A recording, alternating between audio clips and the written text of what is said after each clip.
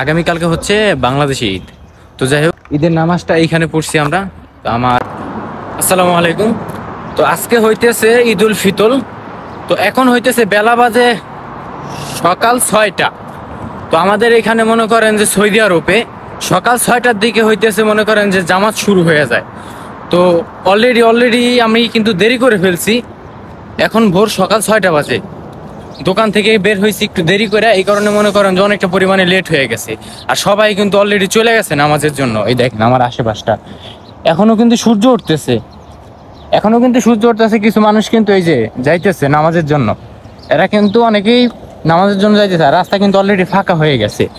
তো এখন হচ্ছে আগে অতি তাড়াতাড়ি নামাজে যাবো, এরপরে মনে করেন যে বাকি বিস্তারিত সবকিছু বলতেছি, কারণ নামাজের টাইম কিন্তু একদমই শর্ট। তো সৌদি আরবে কিন্তু সকাল সকাল নামাজ পড়ার কারণ হইতেছে একটা, কারণ রোদের তাপ কিন্তু অনেক। তো যাই হোক, আগে নামাজ পড়ি, এরপর আপনাদেরকে সকল কিছু বিস্তারিত বলতেছি। তো আলহামদুলিল্লাহ, আল্লাহর রহমতে আমরা ঈদের নামাজটা শেষ করছি। আর ঈদের নামাজ যেহেতু শেষ, আর আগামীকালকে হচ্ছে বাংলাদেশে ঈদ। তো এখানে হচ্ছে সৌদি আরবে হচ্ছে একদিন আগে হচ্ছে আমাদের এখানে ঈদ হয়। আমি সৌদি আরবে আসতে বেশি দিন কিন্তু হয়নি কা। তো যাই হোক, সৌদি আরবে হচ্ছে একদিন আগে ঈদ হয়, বাংলাদেশের আগে। আর আগামীকালকে হচ্ছে বাংলাদেশে ঈদ। তো যাই হোক, আল্লাহর কাছে অনেক অনেক শুকরিয়া আদায় করি যে এমন একটা দেশে আছি, যে দেশে যে মনে করেন যে বাংলাদেশে মনে করেন যে একদিন পরে ঈদ, তো এই দেশে হইতেছে একদিন আগে ঈদ। তো যাই হোক, এই জিনিসটা আমার কাছে অনেক ভালো লাগছে। তো ঈদের নামাজটা এইখানে পড়ছি আমরা।